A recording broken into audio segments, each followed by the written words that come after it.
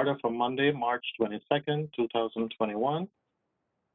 We have two public hearings this evening. If the clerk can please read public hearing number 1. Public hearing number one regarding amended Chapter 93 of the Code of the City of Schenectady. Public hearing number 2, if the clerk could please read. Public hearing number 2 regarding zoning changes for multiple properties on Mccallen and Bradley Street.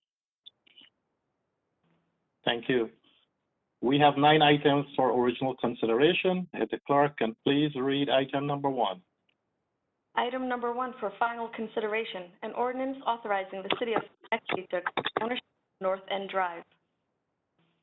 Discuss in committee without objection on consent. Item number 2, if the clerk can please read. Item number 2 for final consideration, a resolution adopting the City of Schenectady, New York State Police Reform and Reinvention Collaborative Plan. Mr. Mudavarian? Go ahead, please. I'd like a roll call, please.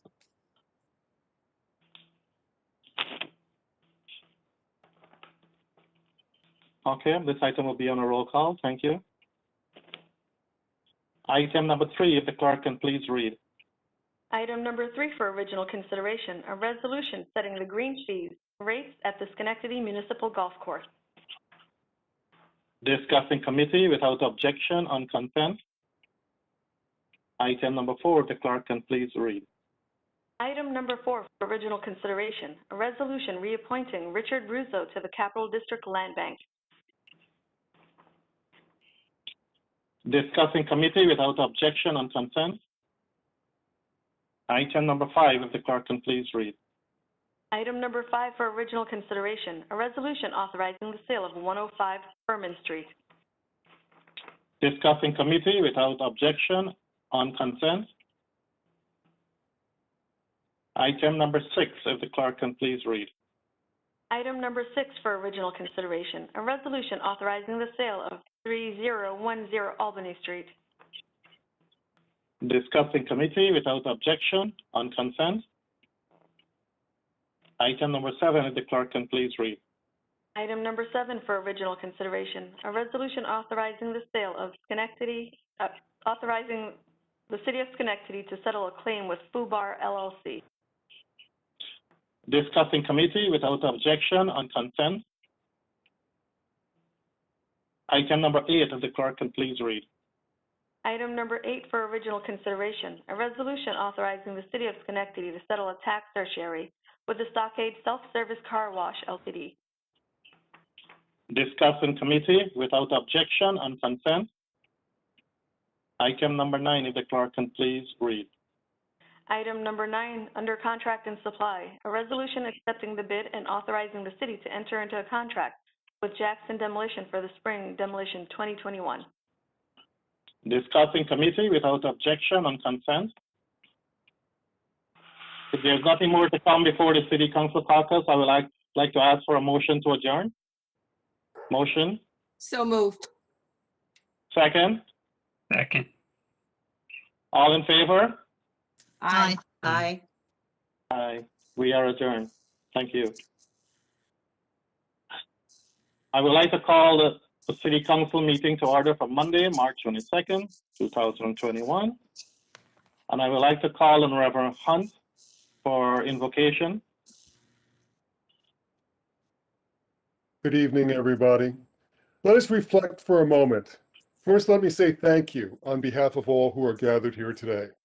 Thank you for many and abundant blessings. Thank you for life itself, for the measure of health we have. We need to fulfill our callings for knowledge, for sustenance, and for friendship. Thank you for the ability to be involved in useful work and for the honor of bearing appropriate responsibilities. Thank you as well for the freedom to share and listen to information and counsel from your constituents, which includes the freedom to respectfully disagree with you. Thank you for this democracy that we can all be heard. A quote from David Schwartz: "How we think shows through in how we act. Attitudes are mirrors of the mind, they reflect thinking." In ancient books, it is said that citizens ought to obey the governing authorities, since those very authorities were established to promote peace, order, and justice. In present times, sometimes things seem more complex. Therefore, I pray for our leaders, our mayor, our various levels of city officials, and in particular for this assembled council. I'm asking that you would graciously grant them wisdom to govern amid the conflicting interests and issues of our times, a sense of the welfare and true needs of our people, a keen thirst for justice and rightness, confidence in what is good and fitting, the ability to work together in harmony, even when there is honest disagreement, and personal peace in their lives and joy in their task. I pray for the agenda set forward before them today. Please give an assurance of what you would please you and what would benefit those who live and work in and around our beloved city of Schenectady. Thank you very much. Thank you. I would like to call on Ms. Patrick to lead the Pledge of Allegiance. I pledge allegiance to the flag of the United States of America and to the republic for which it stands, one nation, under God, indivisible, with liberty and justice for all. Thank you. Ms. Michael, can you please complete a roll call? Yes. Ms. Porterfield? Here. Ms. Zaluski-Walzunas? Here. Ms. Patrick? Here, Mr. Palomini? Here. Mr. Mutavaran? Present. Thank you. Thank you. We have two public hearings this evening. Reminder, we have extended the public comment for the public hearing portion to 4 minutes. I also respectfully ask that each person comment only on the subject relevant to each public hearing. Public hearing number 1 regarding amending Chapter 93 of the Code of the City of Schenectady. Ms. Michael, were there any comments submitted for this public hearing?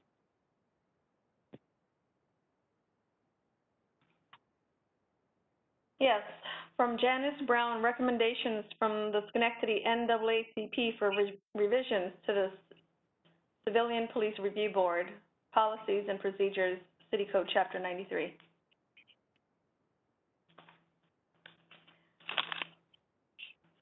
Are there any more comments? No, that's all. Is there anyone who would like to speak on this public hearing? Please indicate by raising the hand icon.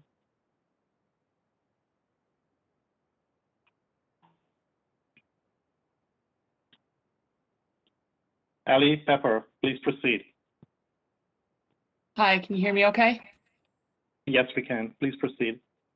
Thanks. I first wanted to comment on 93-5, the section related to who the members are that can be nominated.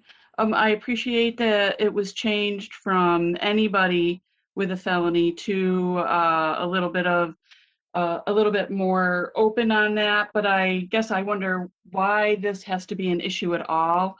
If an organization thinks that they want to appoint someone, I'm not sure why again it would be an issue. And not to mention that someone with this kind of recent background is likely the best able to speak to what is happening in real time with the police department. What I don't see changed, and I think really needs to be changed, is that the Civilian Police Review Board needs to see all complaints unredacted. They should be also able to receive complaints. They should be the place where people can actually submit their complaints. They should be empowered to conduct independent investigations of those complaints, all complaints. They should be empowered to make and enforce disciplinary actions as a result of their investigations of those complaints. And they should be empowered to be able to review the police department policies and make recommendations for change. Those are my comments. Thank you. Thank you. Is there anyone else who would like to speak with regards to public hearing number 1?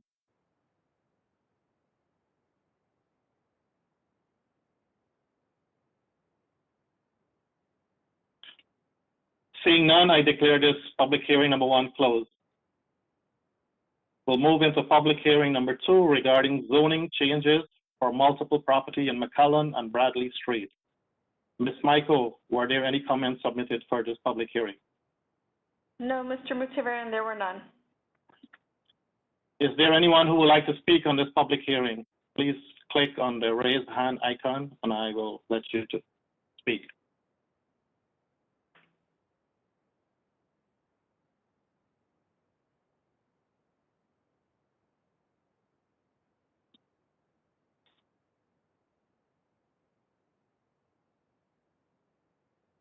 Seeing none, I declare public hearing number 2 closed.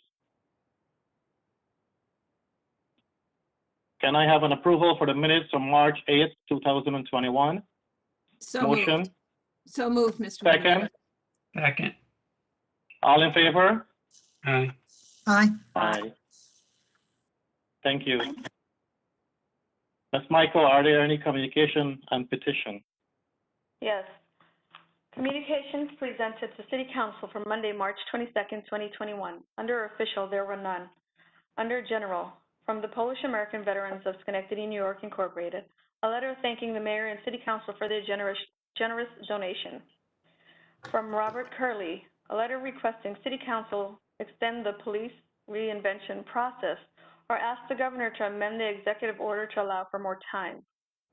From Chris Morris, Director of the Schenectady Landlords Influencing Change, also known as SLIC, in support of Assemblyman Angelo Santa Barbara's tax relief legislation for small-scale landlords across the state and opinions on their own proposals.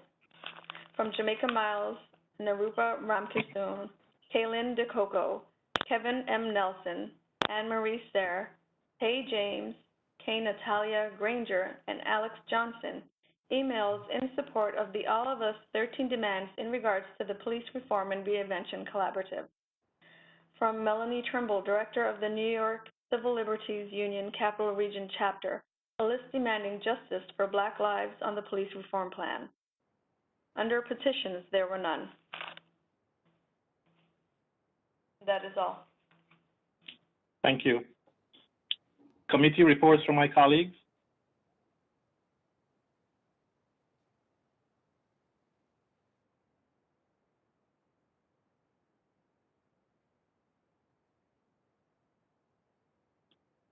Seeing none, we'll move to privilege of the floor related to legislative agenda. Ms. Michael, are there any submissions for the legislative agenda? And if so, can you please read? No, Mr. Mutivaran, there were no submissions. Is there anyone who would like to speak on the legislative agenda?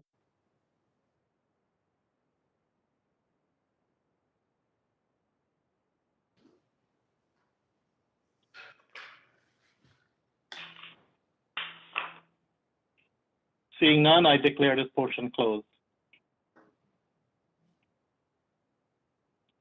Can I have an approval for the legislative consent agenda? Motion, So moved. Second. second. Second. All in favor? Aye. Aye. Aye. Thank you. We have one resolution for roll call this evening. If the clerk can please read item number 2. Item number 2 for final consideration, a resolution adopting the City of Schenectady, New York State Police Reform and Reinvention Collaborative Plan. May I have a motion? So moved. Second. Second. Any discussion?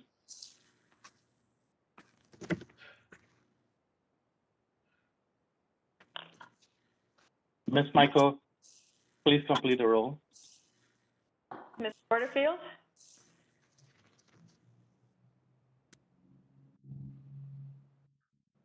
Thank you. So, yes, so I'd like to just have some comments before I vote. And I'd like to start with the fact that the reason that we're here today is because of Executive Order 203, which I will read.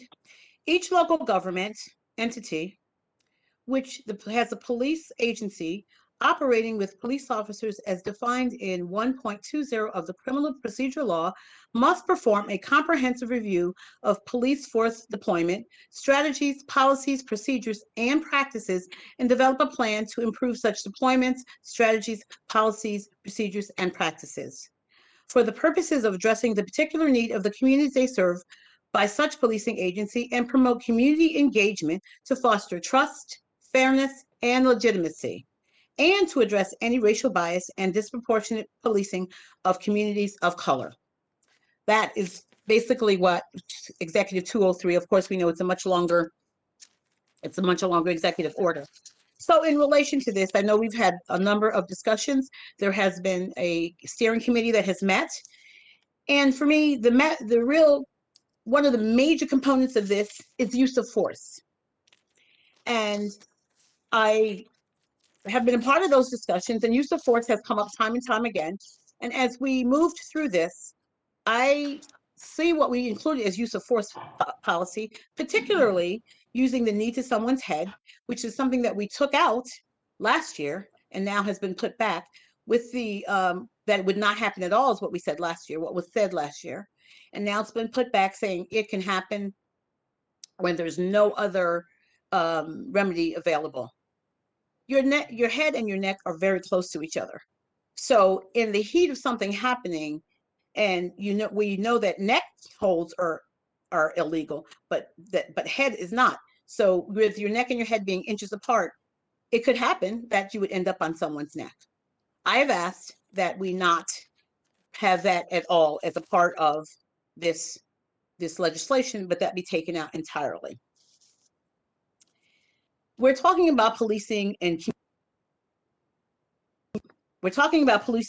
communities of color, and policing looks very different in 12309 than it does in 12307. And some of that is evidenced by my colleagues on the council who had no concerns or questions regarding this particular legislation. And the one colleague who did, it was only to say to the civilian volunteer body that you need to do better in your outreach. I understand that we all bring who we are to the table. I say it all the time. How you see it depends on where you sit. So it's very clear that I bring my Blackness and years of witnessing and enduring systemic racism, including in this city, to this table. So yes, I see that things are different for me than my colleagues who bring their whiteness to the table, and definitely lack of experience living in a Black community and of being profiled and over-policed and subject to implicit and explicit bias. I can't base myself on your life experience. However, people of color, if you can't base what we do on the experience of people of color. And I think that people should have been listened to, especially when it came to use of force. That was the whole purpose of this. And talking about funding some of the initiatives, there was okay to use CDBG funding, which was gotten here by marginalized communities, and to use it in ways to help with this particular legislation. I said, no, that's not correct. We're saying that we don't want to use police funds for it, but we should not be using CDBG funds, which is used for social services to help marginalized communities, no matter what the color is. I had to think long and hard as I made a decision where my stance was on this, because I know that whenever I don't take a popular vote, sometimes there are repercussions. However, I could not in good conscience say that I support this 100%, because the use of force is just such an essential part, and I do not think we have done due diligence in addressing the use of force. Yes, I did vote it out of committee. I had an opportunity over the weekend, however, to look a little more deeply into our policy. And I know it found in there's something called pain compliance, which means that we say the officers can use pain to get someone under control. I did not think that's what we wanted. I did not think that's where we were going. So I was very surprised to see that. And once again, it's just use of force on certain communities. And as I said, policing looks different in certain communities, and we need to address that and to realize that. And I think that if you ask a police officer, he would say, absolutely. There's different levels of anxiety when you answer different calls in different neighborhoods. That's not a secret. So it's not trying to throw any blame or anything. It's just the nature of what it is. We heard examples of how police have been hurt by persons that they were trying to arrest or discuss, but there's also examples that people in custody have been hurt because we paid out lawsuits for that to happen. So everyone is human here. We are all human beings. And at the end of the day, I've said continually, I always want everyone to go home safe. I'd like the police to go home safe. I want the subjects that they're encountering to go home safe. We all want to be safe. The police have a job to do. I'll speak for myself, want to help them to do it in the best way possible so that our community has the best relations possible. And that people are policed fairly. That is really what Executive Order 203 is about. I appreciate all the work that's been done and how we've delved into it again, but I have to say that I feel like filing this document without addressing the use of force or leaving it as it is with the use of force, it meets the letter of the law, but I do not feel that it meets the spirit of the law. And for that reason, I vote no on this legislation. Thank you. Thank you. Ms. Zaluski-Walzunas? Can you hear me? Yes, please Okay, proceed. sorry. I am voting yes for this. I believe that this process that we started late last summer was all encompassing. I feel that we have received a lot of very good feedback and a lot of good information. I want to stress that this is the beginning. The mayor and the chief have both said this. This is not the end of what is going to be the police reform. I believe that there will be more changes coming. I do believe that we need to make sure that our police department is safe and that they are have the ability to do their job safely. I think that this is a good document. I think the governor will be pleased with it, and I am in full support of it. So I vote yes. Thank you. Ms. Patrick? Yes, I vote yes on this as well. I think that the process was very comprehensive in terms of all the various voices that had input into the process. I also think that the chief has made it clear that the idea of use of force in terms of a knee or body weight on a neck or a head is not something that will be tolerated. I think that the phrase that Ms. Porterfield is referring to, we have asked that be discussed further and come back to us with more specificity. But overall, the chief has absolutely indicated that they just will not tolerate that kind of violence. So I think that I appreciate all the input from all of our community members, as well as all of our officers that also participated in the process. And I too do look forward to the continuing dialogue, to the continuing changes that will happen as we move forward. So I am satisfied that this document itself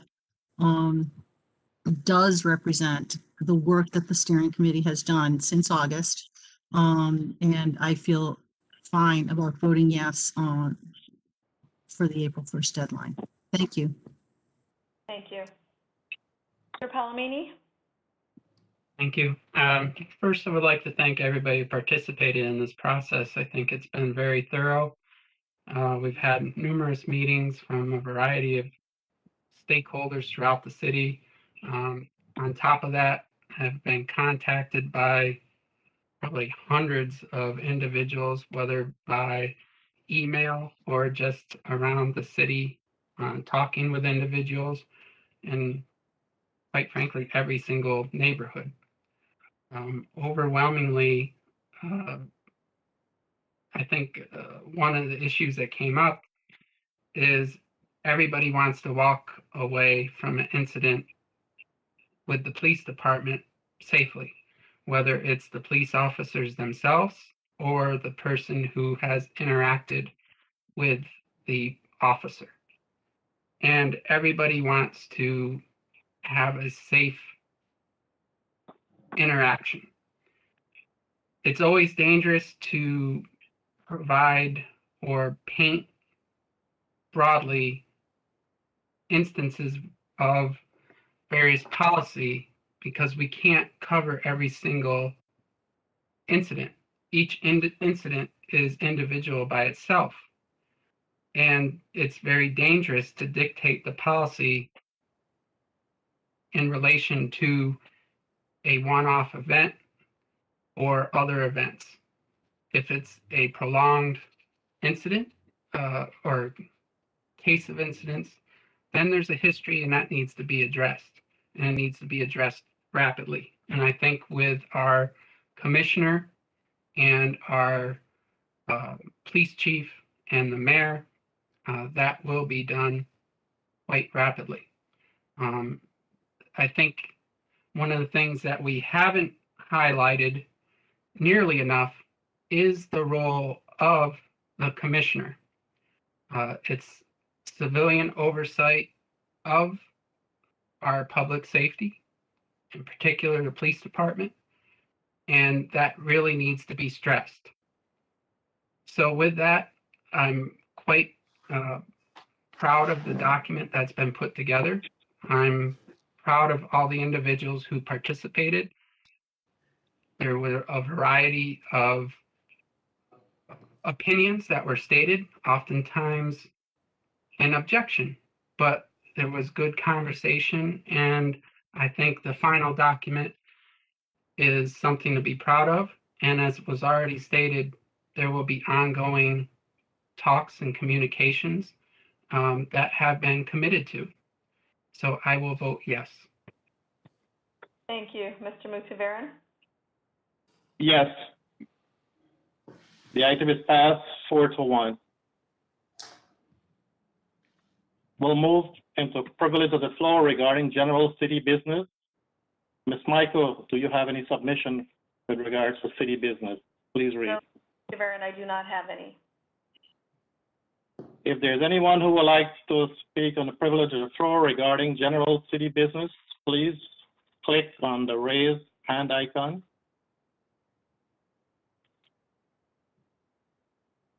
Nicole Harris, please proceed.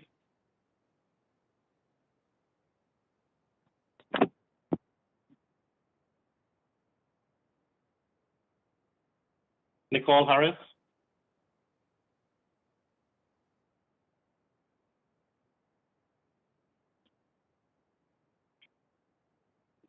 Dean Marabito, please proceed. Yes, this is Dean Marabito. I live in the city of Schenectady in the Eastern Ave neighborhood. I just wanted to comment on listening to the March 18th committee meeting. The three things in particular. It was just a very distressing listen, just wanted to say that. The first thing is Council Member Palamani's wanting to add in writing that the police shouldn't be the only ones responsible for making change. The second thing, changing the term use of force to response to resistance. And the third thing, the knee to neck holds. For the first thing, Councilmember Porterfield made it abundantly clear that there has already been community engagement in this process and that the burden of making change is not resting on the police department alone. So that's to think that that's what's being said, that the police are the only ones to be responsible. That's incorrect.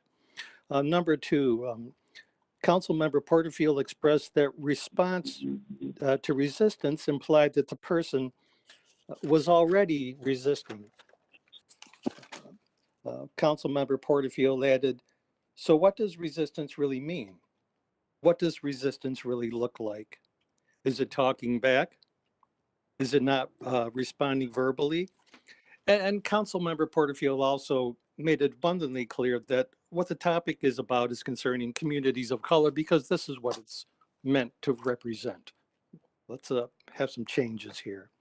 The third thing, Councilmember Porterfield pointed out that Schenectady Police made it a policy to not use knee to neck holds. And now the chief has said that it can be used if necessary. And Councilmember Porterfield also already discussed this whole situation. And the police chief also said this is the reason for the policy change was because of what happened this summer, stating it was reaction to a one-of incident. And this is not a one-of incident, this kind of behavior.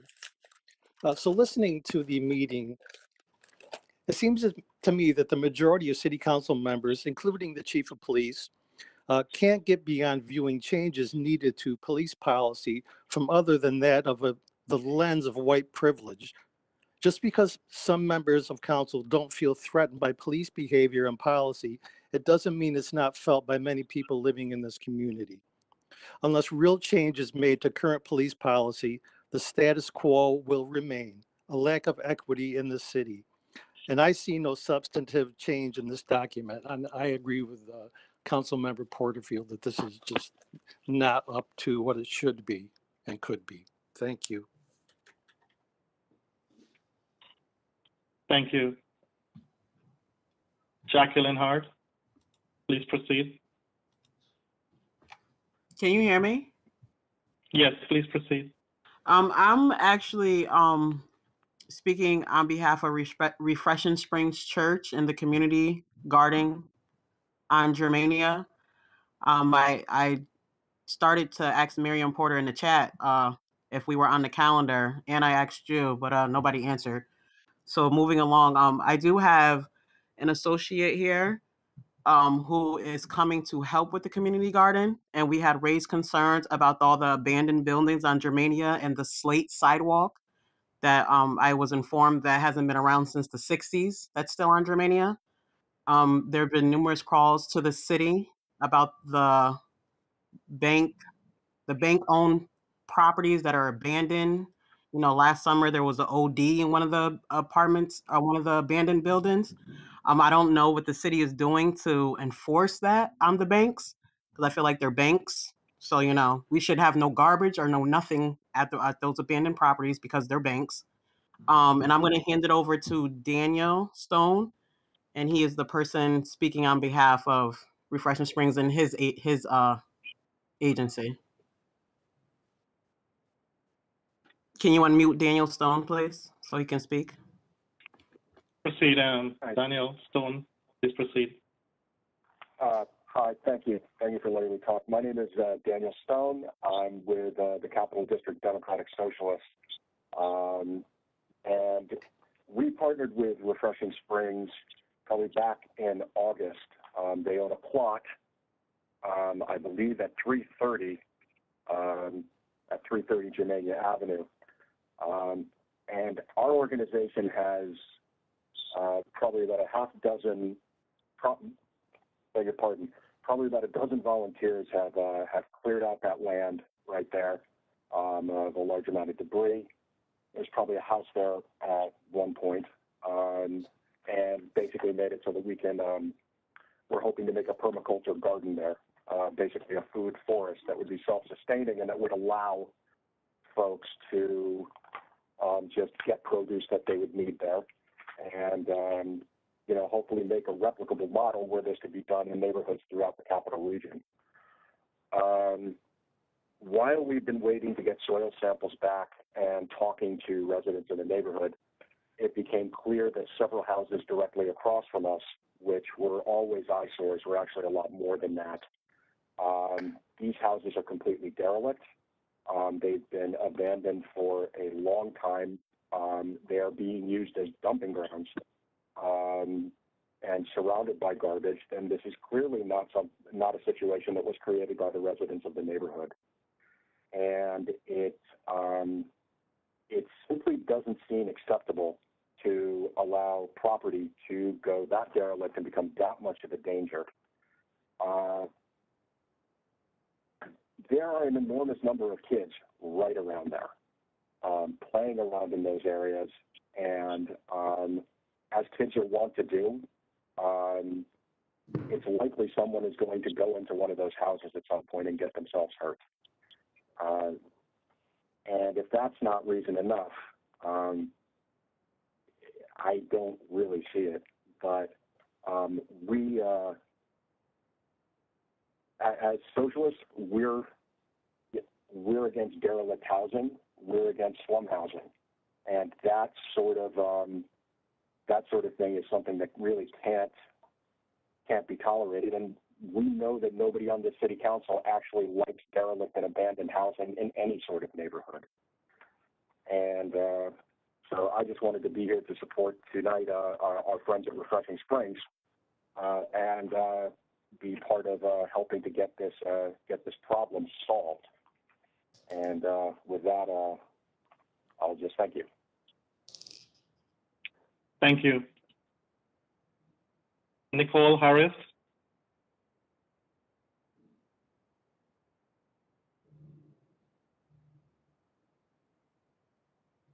Nicole Harris, please proceed.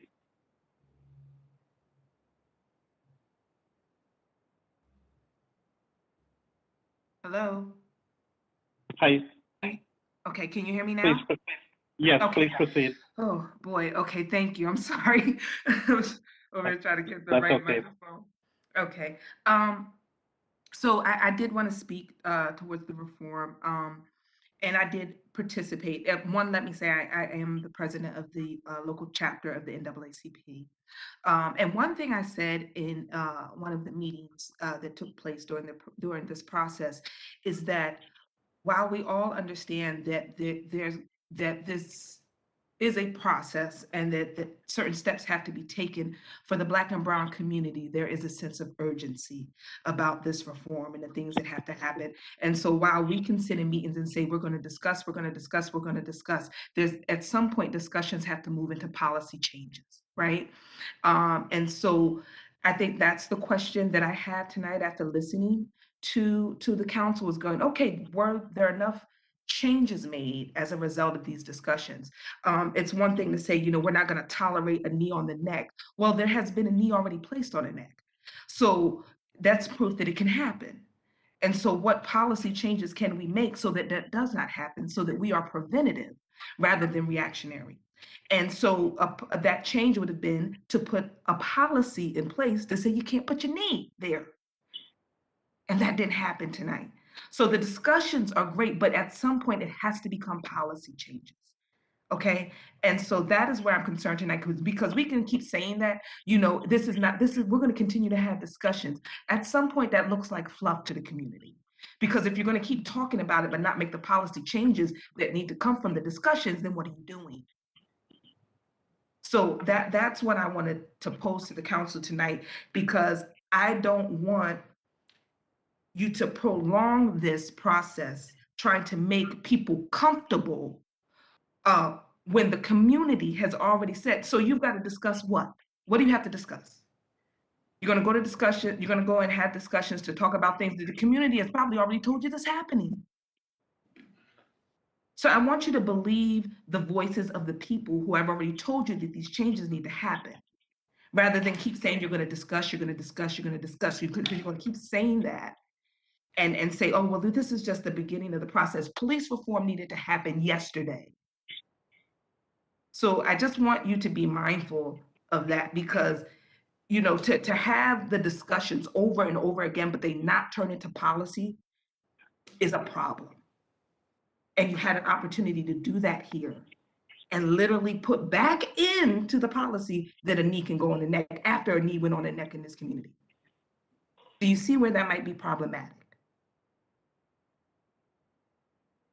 So I'm asking you to, I don't know, you already just, you just voted, but I'm asking you to look again and to make these discussions into the changes that need to happen into community. Because to be quite honest, from the community perspective, we're tired of the talk. Thank you. Thank you.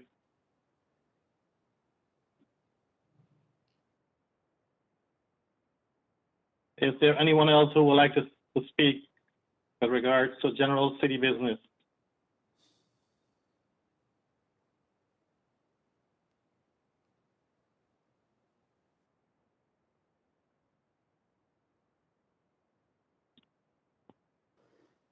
Seeing none, I declare this portion closed. We'll go into miscellaneous business from my colleagues. Mr. Mudabaran? Please proceed. I just wanted to respond a little bit about the project on Germania Street and those houses. And And I spoke with a member of the Democratic Socialists who's also working on this project, and Mr. Pollinelli and I actually were able to get some folks over there to do some cleanup the day that we spoke with Rebecca.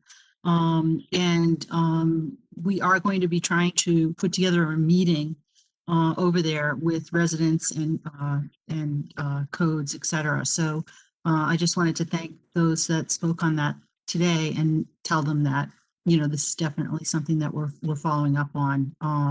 It's a great project and we're looking forward to its success. So I just wanted to say that. Thank you.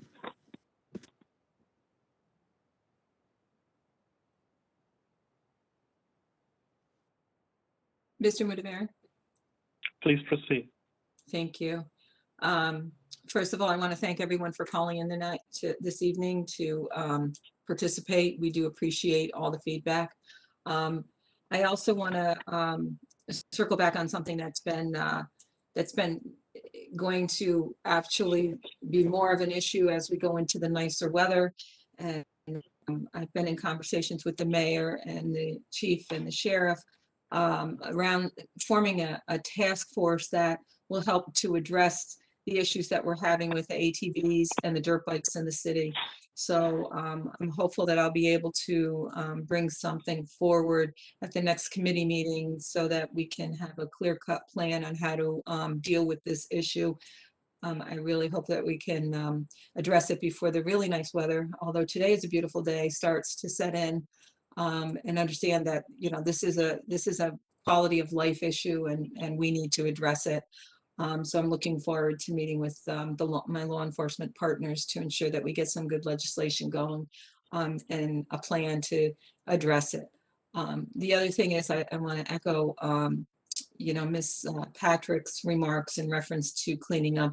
We are constantly on top of the empty and abandoned buildings. I think our code department is working tirelessly to ensure, you know, that that's addressed. The other thing I'd like to comment on and congratulate Mr. Colden. He's our corporation counsel and he has done a stellar job in getting closings scheduled and done. I think he had 4 or 5 closings last week. These are properties that are going to be put back on our tax rolls, that are going to be rehabbed, that are going to have a lot of owner occupants in them.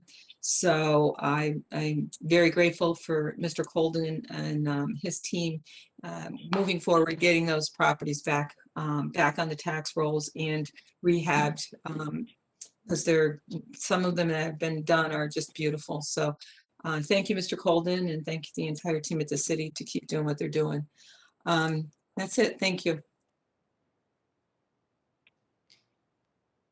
Mr. Mudavari? Please proceed. First of all, I'd like to thank everyone that came out to speak regarding the things on the agenda tonight and voicing their concern.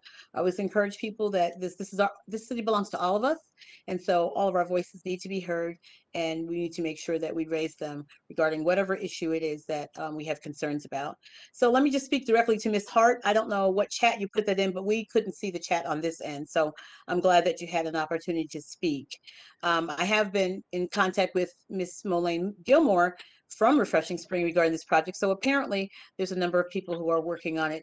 It'd be ideal if we could do it together. So I just want to also to give condolences and send out prayers to the Asian American community for what they're going through right now, and to say that it certainly can empathize, and we just really have to pray and remember that we're all God's people and we're all people regardless of our background, where we came from, any of those things. And we all deserve to be treated fairly regardless of the color of our skin, our ethnicity, the language we speak. So it's really it hurts my heart to hear what's going on. So I just want to lend my condolences to that community and what they're going through, and know that my prayers are with you for healing for this, not only your community, for this nation. Thank you, Mr. Mudavari.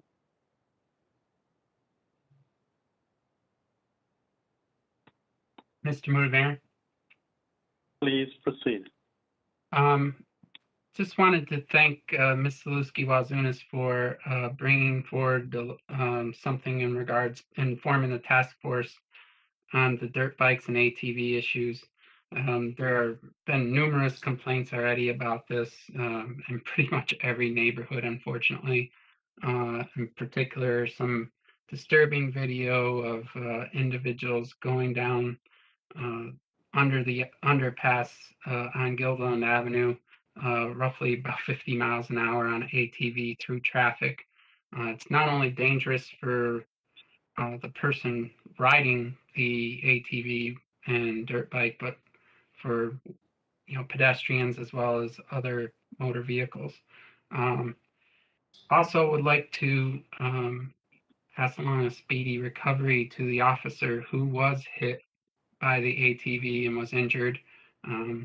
Hopefully the officer recovers quickly and there's no permanent damage. And also would like to thank Councilwoman Patrick for working on the Germania Avenue issue. As she said, we were contacted. SNAP crews were sent out there, I believe, on March 9th to try to get some of those things cleaned up. Apparently, it needs to be addressed again. And certainly we look forward to working with people who are trying to do something good in the neighborhood and the community. So we look forward to ongoing communication and activity with them. Thank you. Mayor McCarthy. Thank you, Mr. President. Appreciate, again, the council's work on police reform and our ability to be able to send that into DCJS and the governor tomorrow. I want to thank all the members of the collaborative, Carissa Donna from my office, Commissioner Devine, Chief Clifford, Chief Mallard, Chief Sieber, some of the other members of the police department. Time and effort was put in. Again, and there's a atmosphere now where people take different positions, and there are points clearly we still have to move forward on and deal with. But I think that the atmosphere is far more constructive, and people are actually listening to each other at a level that we may not have seen in the past. And so the goals and the objectives are still going to be worked on. And I think that we're in a better position to constructively come together to, what I always say is make Schenectady better, stronger, more sustainable. So we want to be proud of our police. We want to work with community members. We want to have people feel good when they come here. Getting the houses there in Germania, part of the problem dealing with distressed property. There's some people who just shouldn't own properties. They walk away from them. It shifts the burden back to the city, and it has such a detrimental negative effect on neighborhoods, on the adjacent property, neighborhoods as a whole. So that I appreciate Councilmember Patrick and Mr. Palomini reaching out. We're looking at those, trying to deal with those in an appropriate manner, get them listed. They may still be salvageable, so that get somebody in there to rehab them and make them back so that they could be homes again. And hopefully maybe some of this controversy tonight will draw some people's attention to look at some of those properties as possible home ownership opportunities or areas that they might want to make investments in. But I, again, want everybody to stay safe. We're seeing the numbers for COVID move in the right direction. Encourage people to, as they become eligible, and look for available times when they can get the vaccine.